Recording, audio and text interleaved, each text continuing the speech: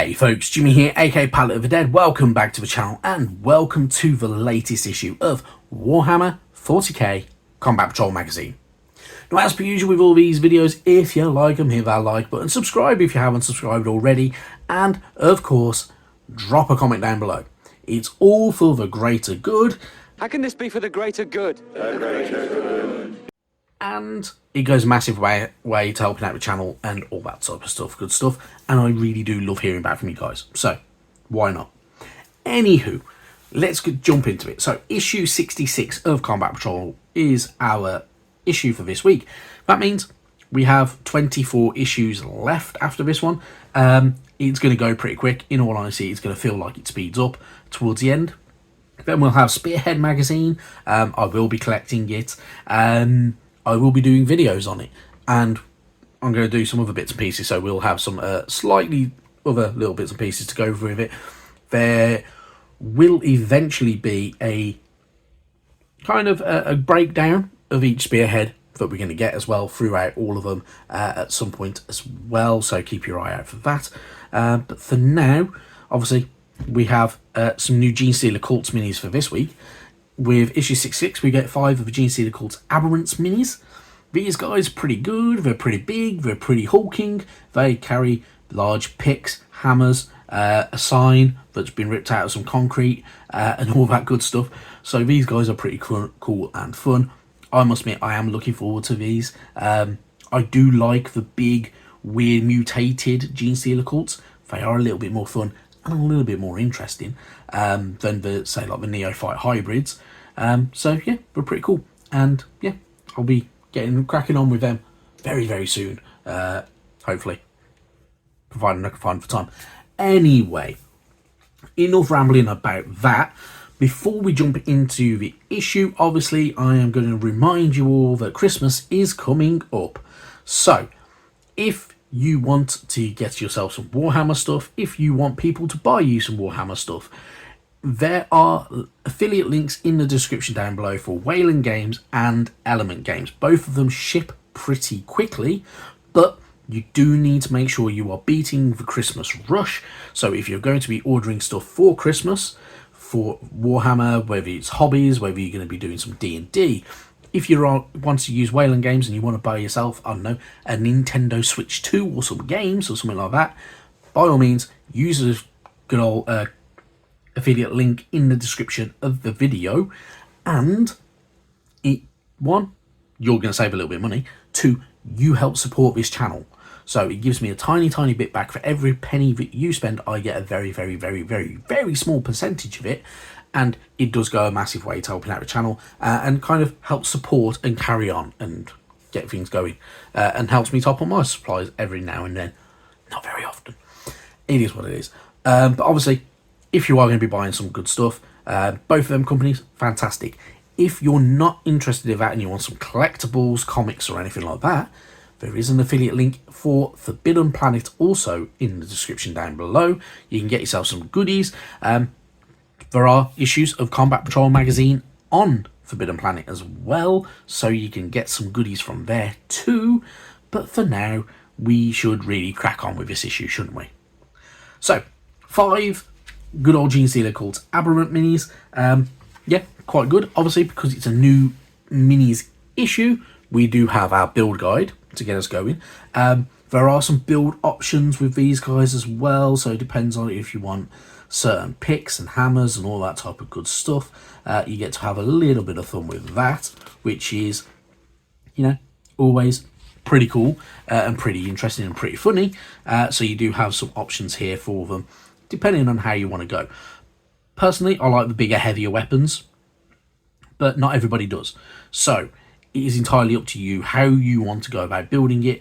You have different heads, so you have that like Cthulhu tentacle face and all that good stuff, which I must admit I like that head. Pretty much any of my Genestealer Cults that can have that head will have that head because I like it. Big fan of Cthulhu, so all hail Cthulhu.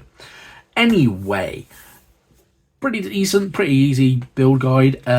You shouldn't go too far wrong with it, or at all wrong with it if you're following the guide, should I say. So very, very simple, straightforward, and obviously 4 different build options. If you want them build options, you don't have to if you do not want to. Then moving on from there, we have our paint guide. So the way to do this, instead of using your usual Aberrant black or anything like that, going over it with good old, looks like it's Wraithbone. Yeah, Wraithbone as your priming colour, your kind of undercoat. I think that works very, very well. Does work a very nice kind of colour, and then building up all your layers over the top of it works very, very nicely. Because they are quite pale skinned, that lighter colour, instead of having like your Aberrant black or anything like that as a base, makes things a lot easier for getting everything with it. The only thing I will say with it sometimes is it's harder to get dark colours to remain dark over them, but you know, as long as you're using slightly thinned paint and you're layering up with it, you know, you can build multiple layers of the same colour over each other, gets rid of all the streakiness, and it gives you a nice solid colour. And then obviously after that, shades are your friends, whether it's Norn Oil, Agrax Earthshade, Carroburg Crimson, Reichel Flesh Shade, Colia Green Shade, and so on. Up to you how you want to go about doing it. In all honesty, this paint guide works very, very well. I'm not going to knock it because it does exactly what it needs to do. If you want to go a little bit more grotesque or anything like that, there are some pretty good technical paints out there that you can use, whether you want, I don't know, blood for the blood god on there, whether you want a bit of the nurgling kind of snotty green kind of colour paint. I can't even remember what one it's called now, but you can get a few of those, you can have a bit of fun with it, and if you want a kind of, you know, a little bit of rawness to it, even things like using very kind of like your glossy kind of varnishes in certain areas can amplify it and change how it looks as well. So there's ways and means of doing everything. Just depends on how you want to go about doing it and what your kind of technical level can be and what you're willing to try out. Anywho, enough rambling about that. Moving on, we get a bit more lore about the good old Genestealer Cults. So, insidious infiltrators. The Genestealer Cults work hard over many generations to weave themselves into planetary society, ready to rise up when the time comes. The cults have as many devious tactics as there are worlds in the Imperium, but certain methods of infiltration and subterfuge are shared by nearly all of them. The operatives of the Genestealer Cults operate on many Imperial worlds, silently spreading the Genestealer curse and embedding themselves throughout society. Imperial censorship means that few around them will be truly awake to the threat of infiltration, and many Genestealer infestations take hold and spread with the help of the ignorance of those around them.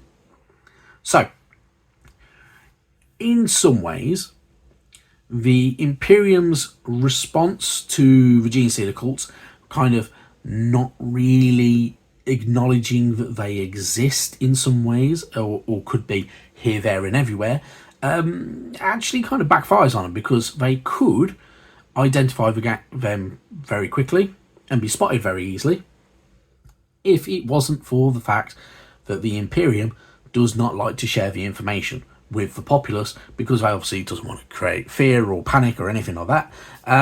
So it's essentially like,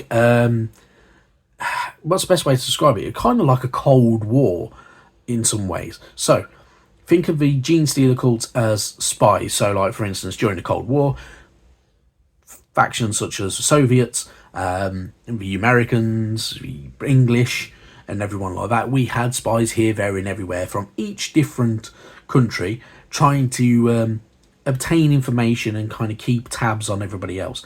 The British did it, the Americans definitely did it, the Soviets 100% did it, and many, many more did. So there were these little cliques of spies here, there and everywhere. It even goes back as far as World War II, and probably even further than that, because there would have been spies during certain wars and battles and everything like that. So there's history of spying is very unusual.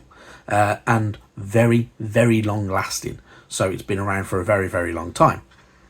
Anyway, enough talk about that. So basically, think of it like a spy cell that then springs into action. So, but obviously far more deadly than the average spy cell. So, you also get a nice little bit of artwork where the Genestealer Cults have taken over an Imperial tank, because they will, because if they can get into the Imperial Guard or anything like that, they will take over the tanks. So for the Astra Militarum. You also get a little bit more information about it. So Imperial hardware, infestation, and the Layman Russ. If you want to buy yourself any Genestealer Cults, if you look on GW's website, you will see the Genestealer Cults includes all the Astra Militarum stuff, and that is because you can convert them.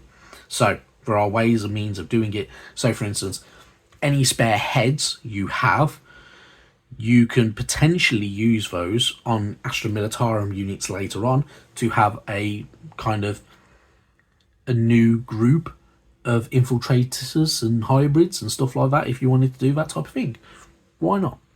Up to you, if you want a good size Genestealer Cult army anyway. But it's a little bit different and a little bit more unique. Moving on from there, we have information about different artillery. So there are many, many different forms of artillery throughout the 41st millennium. And artillery is a vital asset in the armies of the many factions that can be used to break enemy lines, deny routes of advancement, or destroy buildings, vehicles, and such like. While some artillery is designed around raw power, other pieces are intended for rapid deployment and easy movement, even during the heat of battle. So we're going to get a little bit of information about different forms of artillery. So one of the, in all honesty, the more simplified artillery is the heavy bombard, is the good old plague burst crawler for the Deathwatch minis.